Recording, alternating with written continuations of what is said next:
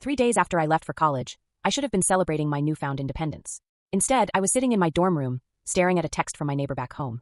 "I'm so sorry about your dog." My blood ran cold. "What about my dog?" I called home immediately. My mom answered with fake concern dripping from her voice. "Oh honey, Rex got out while you were gone. We looked everywhere, but..." Her pause was theatrical. "We had to put him down. He was suffering." I knew she was lying. Rex never tried to escape. He was old but healthy. But despite how badly she wanted me to have zero independence, I also wasn't allowed to be happy. Killing my dog was her first move in a game I didn't even know we were playing. In the middle of my college journey, everything started falling apart. Some combination of imposter syndrome and very real depression hit me like a freight train. I was drowning, working a side job 25 hours a week, doing a sport, serving as a TA, and managing a co-op internship that demanded another 25 hours weekly. I was so busy I sometimes didn't have time to eat or shower, let alone sleep. I had one class that became my breaking point. I failed 2 tests, putting me on track to fail entirely.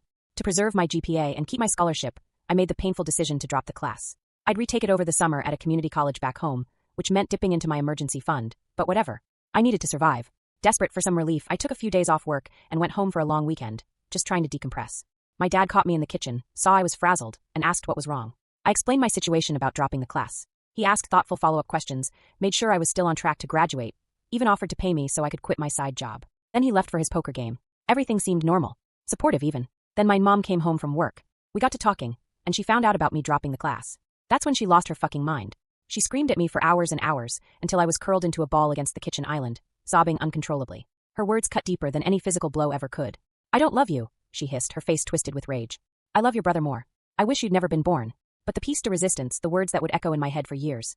"You should just drop out because you're clearly too stupid for your major.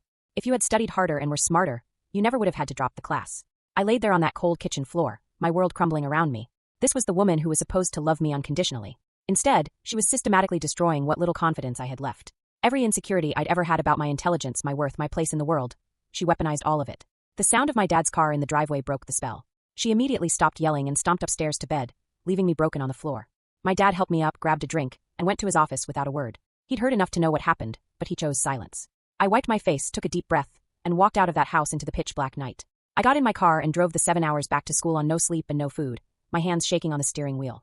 That was the moment I made a decision that would define the rest of my college career. I didn't go back home again. Not once. The woman who was supposed to be my safe harbor had become my greatest threat. So I cut the anchor and drifted into my own strength. For the next 2 years, I threw myself into my studies with a vengeance.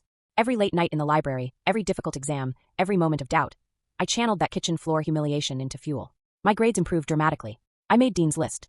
I landed prestigious internships. I built a life that had nothing to do with her toxic expectations. Meanwhile, she tried to reel me back in. Guilt trips about missing holidays. Fake concern about my mental health.